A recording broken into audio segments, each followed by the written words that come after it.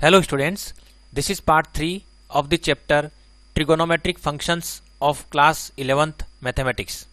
In this video lesson, we shall define trigonometric functions and then we will derive trigonometric identities. सबसे पहले हम trigonometric functions को define करेंगे और इसके लिए हम यूनिट सर्किल की हेल्प लेंगे। जैसा कि आप यहाँ देख रहे हैं, ये एक यूनिट सर्किल है जिसकी रेडियस 1 है और इस पर यदि मान लीजिए मैं कोई पॉइंट P लेता हूँ, जैसे ये पॉइंट P है और पॉइंट A जो है वो x एक्सिस पर है, तो ये जो AP कोड है, AP जो आर्क है, this arc is subtending some angle at the centre of the circle और वो जो एंगल है उसको हम डिनोट कर रहे हैं स्मॉल x से। तो small x radian angle is subtended by the arc AP eight the centre. अब यदि पॉइंट P मूव करता है सर्किल पर तो ये एंगल बढ़ता जाएगा। जैसे मान लीजिए कि पॉइंट P जो है वो शुरू में A के साथ कोइंसाइड कर रहा है। यदि पॉइंट P जो है धीरे धीरे इधर A की तरफ आता जाएगा, वैसे वैसे ये एंगल X जो है वो छोटा होता जाएगा और यदि पॉइंट P बिल्कुल इस पॉइंट पर आ जाता है तो जो एंगल होगा वो हो जाएगा बिल्कुल जीरो। तो यहाँ जीरो एंगल होगा कॉरस्पॉन्डिंग टू पॉइंट A। और अगर पॉइंट P B के साथ कोइंसाइड कर जाता है तो जो एंगल हो जाएगा वो हो जाएगा 90 डिग्री, या यूं कहो कि एंगल हो जाएगा π/2 रेडियन। और यदि पॉइंट P मूव करते करते करते करते पॉइंट C के साथ कोइंसाइड हो जाएगा तो जो angle subtended by the arc AP eight the centre जो होगा वो 180 डिग्री हो जाएगा, या रेडियन में कहें तो पाई रेडियन हो जाएगा। इसी तरह से पॉइंट P मूव करते करते D पॉइंट पर आता है तो ये टोटल एंटायर एंगल जो है वो 270 डिग्री हो जाएगा और इसको जो है हम 3π/2 भी कह सकते हैं। और यदि पूरा रोटेट हो जाता है कंप्लीट तो वापस ये 360 डिग्री हो जाएगा और इसको रेडियन में कहें तो 0 या 2π कह सकते हैं। तो इस तरह से है ये पॉइंट P जिस तरह से मूव करता जाएगा। अब हम P पॉइंट के जो कोऑर्डिनेट है, लेट अस सपोज वो है स्मॉल a स्मॉल b, तो स्मॉल a क्या होगा, पॉइंट P से यदि हम x एक्सिस पर परपेंडिकुलर ड्रॉ करते हैं तो फुट ऑफ द परपेंडिकुलर अगर कैपिटल M है तो कैपिटल M की जो ओरिजिन से डिस्टेंस है वो डिस्टेंस तो स्मॉल a कहलाएगी और foot of the perpendicular capital M की P से जो डिस्टेंस है वो स्मॉल b कहलाएगी। तो स्मॉल a स्मॉल b और OP जो है वो हमेशा ही 1 रहेगा भले ही P पॉइंट इस सर्किल पर कहीं भी हो। तो एक रिलेशन तो हम यहाँ से ये कह सकते हैं कि a² + b² will always be equal to 1। अब मैं डिफाइन करूंगा trigonometric functions in terms of coordinates of point P। तो हम जो दो ट्रिगोनोमेट्रिक फंक्शन है उनको इस तरह से डिफाइन करते हैं। यहाँ देखिए, हम जो इसका इस पॉइंट P का जो x कोऑर्डिनेट होता है, P पॉइंट का जो x कोऑर्डिनेट है A, उससे डिफाइन करते हैं कोसाइन ऑफ x को। तो cosine of x will always B x coordinate of point P और जो इस पॉइंट P का जो y कोऑर्डिनेट है यानी कि B, वो साइन x को डिफाइन करता है। तो इस तरह से हमने दो ट्रिगोनोमेट्रिक फंक्शन डिफाइन कर दिए कि कोस x तो हम डिफाइन करेंगे x कोऑर्डिनेट ऑफ P से और साइन x हम डिफाइन करेंगे y कोऑर्डिनेट ऑफ P से। अब इसके बेसिस पर यदि पॉइंट P यहाँ कोइंसाइड कर जाता है, A के साथ कोइंसाइड कर जाता है, तो ये जो एंगल x है ये बिल्कुल जीरो हो जाएगा। तो उस समय जो x कोऑर्डिनेट है वो कोसाइन ऑफ जीरो को रिप्रेजेंट करेगा। तो P पॉइंट जब यहाँ आ जाता है, A पर आ जाता है, तो उस समय x कोऑर्डिनेट आप देख रहे हैं यहाँ पर 1 है, इसलिए कोस जीरो की वैल्यू 1 रहेगी। और यदि मैं साइन जीरो की बात कहूँ तो साइन जीरो ये P पॉइंट जब A पॉइंट से कोइंसाइड कर जाएगा तो उस समय y कोऑर्डिनेट है वो साइन को रिप्रेजेंट करता है। तो y कोऑर्डिनेट इस समय बिल्कुल जीरो हो रहा है, तो साइन जीरो की वैल्यू जीरो हो रही है। तो कोस जीरो और साइन जीरो हम यहाँ से डायरेक्टली बता सकते हैं कितनी होगी। इसी प्रकार से यदि P पॉइंट मूव करते करते B पॉइंट पर पहुंच जाता है तो एक तरह से B पॉइंट के कॉरस्पॉन्डिंग जो x है वो है π/2, तो हम लिखेंगे cos ऑफ π/2 जो है और sin π/2, ये दो वैल्यू हमें मिलेगी।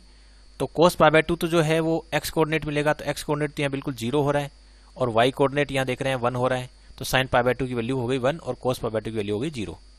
और जब ये पॉइंट P मूव करते करते यहाँ पर आएगा तो इसके बेसिस पर हम पाई यहाँ, क्योंकि यहाँ के कॉरस्पॉन्डिंग पाई है और यहाँ के कॉरस्पॉन्डिंग क्या था, π/2 था, और यहाँ के कॉरस्पॉन्डिंग 0 है और यहाँ के कॉरस्पॉन्डिंग 3π/2 है।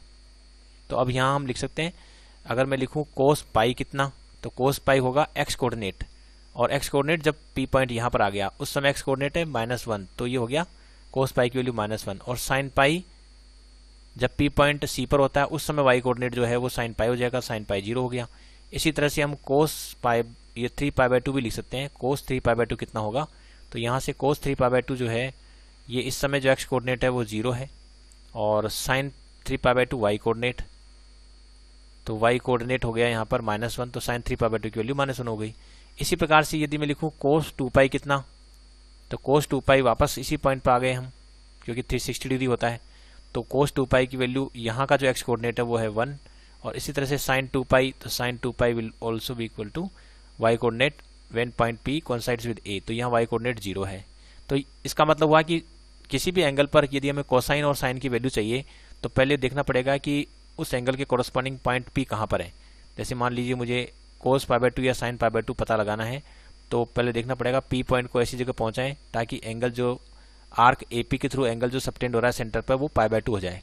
तो यहाँ जब पी पॉइंट बी पर होगा उस समय एंगल जो है यहाँ 90 डिग्री होगा, और उस समय जो एक्स कोऑर्डिनेट है वो तो कोस π/2 को रिप्रेजेंट करेगा, और जो वाई कोऑर्डिनेट है वो साइन π/2 को रिप्रेजेंट करेगा, इसलिए कोस π/2 0 और साइन π/2 1। सिमिलरली यहाँ कोस पाई एक्स कोऑर्डिनेट -1 हो जाएगा, साइन पाई वाई कोऑर्डिनेट 0 हो जाएगा। यहाँ पर कोस पाई कोस 3π/2 एक्स कोऑर्डिनेट 0 हो जाएगा, और साइन 3π/2 वाई कोऑर्डिनेट -1 के इक्वल हो जाएगा, और इसी प्रकार से आगे। तो इस तरह से हम जो है different trigonometric ratios which are multiple of π/2 वो आसानी से हम फाइंड आउट कर सकते हैं with the help of this definition.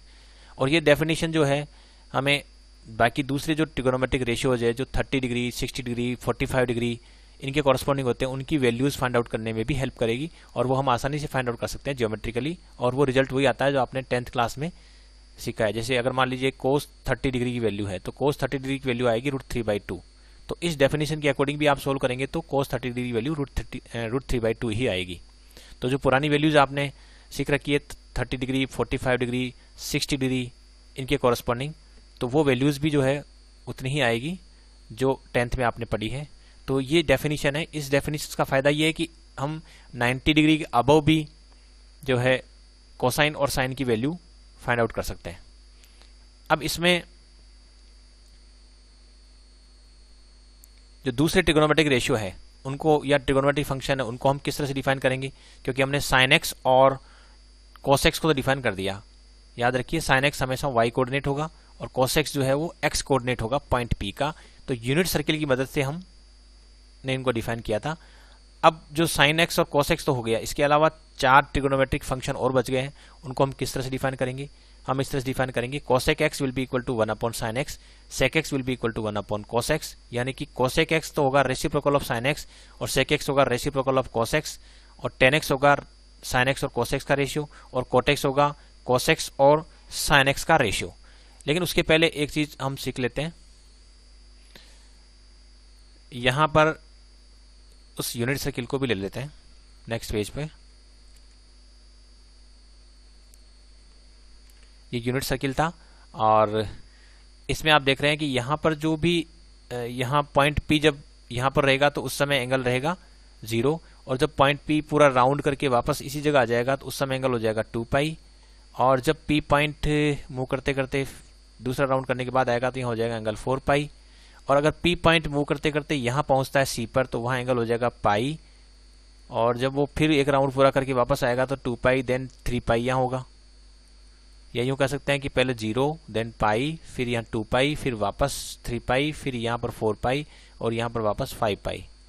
इसका मतलब जब भी मल्टीपल ऑफ पाई होता है तो उस समय हमेशा P पॉइंट रहेगा एक्स एक्सिस पर, और अगर P पॉइंट एक्स एक्सिस पर रहता है तो वाई कोऑर्डिनेट हमेशा ही 0 रहता है। उसके बेसिस पर मैं ये कह सकता हूँ कि sine of nπ will always be 0, क्योंकि साइन ऑफ एंगल जो है वो वाई कोऑर्डिनेट के इक्वल होता है, और यदि एंगल ऐसा है कि P पॉइंट वाई को एक्स एक्सिस पर रहता है, जैसे यहाँ पर रह रहा है 0 तो साइन 0 भी 0 रहना है, और यहाँ आएगा साइन पाई तो 0 रहना है, क्योंकि ये वाई कोऑर्डिनेट यहाँ पर आप देख रहे हैं 0 है। तो साइन थीटा या साइन एक्स जो होता है वो वाई कोऑर्डिनेट के इक्वल होता है, और वाई कोऑर्डिनेट एक्स एक्सिस पर 0 होता है। तो आप यहाँ रहें या यहाँ रहें, हमेशा sine of angle will always be equal to 0। तो हम कहेंगे sine N pi will be equal to 0, जहाँ एन बिलोंग्स टू इंटीजर कह सकता हूँ, क्योंकि यदि मैं इधर से मूव करता हूँ तो यहाँ 0, यहाँ पाई, यहाँ 2 पाई, 3 पाई, और अगर मैं क्लॉकवाइज मूव करता हूँ तो यहाँ माइनस पाई आ जाएगा, फिर यहाँ माइनस 2 पाई आ जाएगा, फिर यहाँ माइनस 3 पाई आ जाएगा। तो यानी जब भी पाई के मल्टीपल के बराबर एंगल होता है तो उस समय पी पॉइंट एक्स एक्सिस पर होता है, और पी पॉइंट यदि एक्स एक्सिस पर होता है तो उस समय वाई कोऑर्डिनेट 0 होता है। तो उसके बेसिस पर कह सकते हैं कि साइन एन पाई हमेशा ही 0 होता है, जहाँ एन एक इंटीजर है, 1 पाई, 2 पाई, इवन 0 पाई या -1 पाई, -2 पाई, उस समय 0 होता है। इसके बेसिस पर हम ये भी कह सकते हैं कि जो sine x is equal to 0 को यदि हम सोल्व करते हैं, हम पता लगाएं कि sine x is equal to 0 का सोल्यूशन क्या है, या एक्स की ऐसी कौन सी वैल्यू है जिसका साइन लेने पर 0 होता है। तो इसका जो रिजल्ट है, इसका जो सॉल्यूशन है, या यूँ कहो कि आंसर है, वो क्या हो जाएगा, x is equal to N pi हो जाएगा, जहाँ n बिलोंग्स टू z। यानी sine x is equal to 0 will always be when x is equal to N pi, ये कह सकते हैं। और सिमिलरली यदि मैं कहूँ कि cos x is equal to 0, अब उस समय पता लगाएं कि x की कौन सी वैल्यू पर जो है cosine of x is equal to 0 होता है। तो यहाँ एक तरह से देखा जाए तो x कोऑर्डिनेट 0 कब हो रहा है ये देखना है, क्योंकि x coordinate he cosine of x को डिनोट करता है। और x कोऑर्डिनेट आप देख रहे हैं b पॉइंट और d पॉइंट पर जब p पॉइंट रहेगा तो उस समय x कोऑर्डिनेट 0 है, यहाँ भी x कोऑर्डिनेट 0 है और यहाँ भी x कोऑर्डिनेट 0 है। लेकिन यहाँ पर x कोऑर्डिनेट है तो यहाँ से चलेंगे तो यहाँ π/2, देन फिर आगे बढ़ेंगे तो यहाँ पर वापस आएंगे तो 3π/2, फिर वापस इस जगह आएंगे तो यहाँ 2 पाई, फिर 2 पाई प्लस π/2, तो 2 पाई प्लस π/2 होता है 5π/2। फिर यहाँ पर आएंगे तो ये हो जाएगा 3 पाई प्लस π/2, तो 3 पाई प्लस π/2 हो जाएगा 7π/2। फिर यहाँ हो जाएगा आपका 4 पाई प्लस π/2 यानी कि 9π/2। तो यहाँ आप देख रहे हैं कि यहाँ 1π/2, 3π/2, 5π/2, 7π/2, 9π/2, यानी ओड π/2 जब भी होता है, ओड मल्टीपल ऑफ π/2 जब भी होता है, वो यहाँ पर जो x कोऑर्डिनेट है वो 0 हो रहा है। यानी कि ये जो x की कौन कौन सी वैल्यू है जहाँ पर x कोऑर्डिनेट 0 होगा, तो यहाँ हमें पता लग रहा है कि x की वैल्यू जब भी ओड मल्टीपल ऑफ π/2 होता है, यूँ कहें कि 2n + 1 टाइम्स π/2 होता है, जहाँ n बिलोंग्स टू z, तो उस समय cosine of x will be equal to 0, क्योंकि उस समय cosine of x will be equal to x coordinate और x कोऑर्डिनेट वहाँ पर 0 है। तो cosine of x is equal to 0 का सोल्यूशन हो जाएगा x is equal to 2n + 1 times π/2 where n belongs to z। तो अब हमें ये यहाँ से पता लग रहा है कि sin x की वैल्यू 0 कब कब होगी, जब x की वैल्यू n पाई हो, और cos x की वैल्यू 0 कब कब होगी, जब x की वैल्यू π/2 का ओड मल्टीपल हो। अब इसके बेसिस पर यहाँ देखिए, जब हम cosec x को डिफाइन करते हैं तो वो डिफाइन कर रहे हैं 1/sin x, लेकिन ये रेसिप्रोकल ऑफ sin x के रूप में जब हम डिफाइन करेंगे तो हमें ये ध्यान रखना होगा कि sin x must not be 0। अब sin x 0 कहाँ नहीं होगा, क्योंकि हमने देखा है कि sin x की वैल्यू 0 कब होती है, जब x की वैल्यू n पाई होती है। तो x की वैल्यू n पाई नहीं होनी चाहिए। अगर x की वैल्यू n पाई नहीं है तो sin x विल बी non zero, then we will be able to define its reciprocal 1/sin x, और 1/sin x cosec x होगा। यानी cosec x equal to 1/sin x, ये डेफिनेशन तभी काम करेगी जब x is not equal to n pi, क्योंकि उस समय sin x is not equal to 0, और उस समय हम इसका रेसिप्रोकल डिफाइन कर सकते हैं। Similarly sec x will be equal to 1/cos x, तो ये भी तभी डिफाइन कर पाएंगे जब cos x is not equal to 0, और cos x will not be equal to 0 if x is not multiple of 2n plus multiple of π/2। Odd multiple of π/2 नहीं है अगर x, तो ऐसी स्थिति में cos x विल बी नॉन जीरो, उस समय हम sec x को डिफाइन कर पाएंगे। तो sec x reciprocal of cos x होता है, लेकिन हमें ध्यान रखना पड़ेगा कि cos x की वैल्यू 0 नहीं होनी चाहिए। तो वो वाली कंडीशन हम हटा देंगे जहां पर भी x की वैल्यू ऐसी हो जिससे cos x 0 हो रहा है, उन वैल्यूज ऑफ x के लिए फिर sec x डिफाइन नहीं होगा। इसी तरह से tan x को डिफाइन किया है as the ratio of sin x upon cos x, लेकिन जो डिनोमिनेटर में cos x है, this must not be 0, implies that x must not be odd multiple of π/2. Similarly, cot x is the ratio of cos x upon sin x, or this will be defined only when sin x is not 0, that is x is not multiple of pi. तो ये definition रहती है। तो ये 4 trigonometric function हम इस तरह से डिफाइन कर सकते हैं, और जो 2 ट्रिगोनोमेट्रिक फंक्शन हमने x कोऑर्डिनेट और y कोऑर्डिनेट की टर्म्स में डिफाइन किए हैं। इसके बाद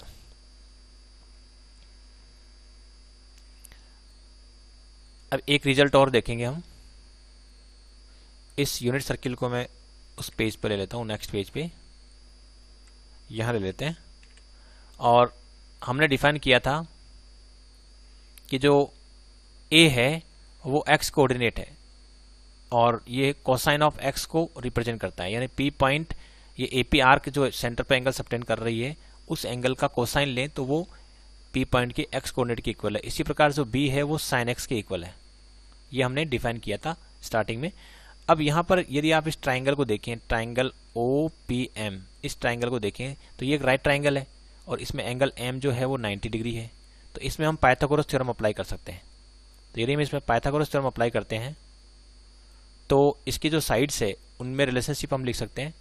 तो हम लिखेंगे कि जो ओ एम स्क्वायर है और ये जो एम पी स्क्वायर है this will be equal to O P square, लेकिन ओ एम स्क्वायर यानी कि ए स्क्वायर और ये है B square is equal to O P square 1 हो गया। तो A square plus B square is equal to 1, लेकिन ए हमने कोसाइन एक्स को डिफाइन किया तो कोस एक्स का होल स्क्वायर और इधर जो है ये साइन एक्स का होल स्क्वायर, क्योंकि B equal to sine x define किया था। तो इसके बेसिस पर हम इस ट्रिगोनोमेट्रिक आइडेंटिटीज तक पहुंच जाते हैं। Cos square x plus sine square x is equal to 1। तो एक तो ट्रिगोनोमेट्रिक आइडेंटिटी ये वाली है। इसके अलावा जो दूसरी ट्रिगोनोमेट्रिक आइडेंटिटीज है वो हम इस तरह से इसी से हम ऑब्टेन कर सकते हैं। मान लीजिए कि मैं इसके लेफ्ट हैंड साइड और राइट हैंड साइड दोनों को कोस स्क्वायर एक्स से डिवाइड कर देता हूँ। तो अगर मैं इसको कोस स्क्वायर एक्स से डिवाइड करता हूँ लेफ्ट हैंड साइड को, तो कैसे करेंगे, इसकी जो ईच टर्म है must be divided by cos square x. तो इसको भी मैं कोस स्क्वायर एक्स से डिवाइड कर देता हूँ और ये मैं तभी कर पाऊंगा जब कोस स्क्वायर एक्स नॉन जीरो हो। तो साइन स्क्वायर एक्स इसको भी मैं डिवाइड कर देता हूँ कोस स्क्वायर एक्स से, ऐसे कर देता हूँ इस बार, और यहाँ लिख देते हैं 1 कोस स्क्वायर एक्स। तो यदि मैं इसको सोल्व करता हूँ तो यहाँ 1 आएगा और sin x upon cos x tan x होता है तो ये हो जाएगा टेन स्क्वायर एक्स, और 1 कोस एक्स से सेक एक्स होता है तो ये हो जाएगा सेक स्क्वायर एक्स, बशर्ते कि कोस एक्स नॉन जीरो हो। तो 1 plus tan square x is equal to sec square x. ये दूसरी आइडेंटिटी तक हम पहुंच जाएंगे। और यदि इसी की हर टर्म को यदि मैं डिवाइड कर देता हूँ साइन स्क्वायर एक्स से, जैसे कोस square x upon sine square x कर देता हूँ, और यहाँ पर भी मैं sign square x upon sine square x कर देता हूँ, यानी लेफ्ट हैंड साइड और राइट हैंड साइड दोनों को मैं साइन स्क्वायर एक्स से डिवाइड कर रहा हूँ। तो डिवाइड करते ही ये cos x upon sine x यानी कोट एक्स हो जाएगा, तो ये कोट स्क्वायर एक्स हो गया और यहाँ 1 हो रहा है, और इधर इसका रेसिप्रोकल कोसेक, तो कोसेक स्क्वायर एक्स हो रहा है। तो इस तरह से cot square x plus cosec square x cot square x plus 1 is equal to cosec square x होता है। तो ये तीसरी ट्रिगोनोमेट्रिक आइडेंटिटीज भी हम इस तरह से ऑब्टेन कर सकते हैं। यानी पहली आइडेंटिटी तो हमने डेफिनेशन से पाइथागोरस थ्योरम अप्लाई करके A square plus B square is equal to 1 वहाँ से शुरू करी, तो वहाँ से रिजल्ट निकल गया। दूसरी जो आइडेंटिटी है वो 1 प्लस टेन स्क्वायर एक्स है, वो सेक स्क्वायर एक्स के इक्वल है। जो हमने इस जो आइडेंटिटी है इसको कोस स्क्वायर एक्स से डिवाइड किया तो इस रिजल्ट तक पहुंच गए। और यदि हम इसी आइडेंटिटी के हर टर्म को साइन स्क्वायर एक्स से डिवाइड कर देते हैं तो 1 plus cot square x equal to cosec square x identity तक हम पहुंच जाएंगे। तो इस तरह से जो है हम आसानी से ट्रिगोनोमेट्रिक आइडेंटिटीज प्रूव कर सकते हैं।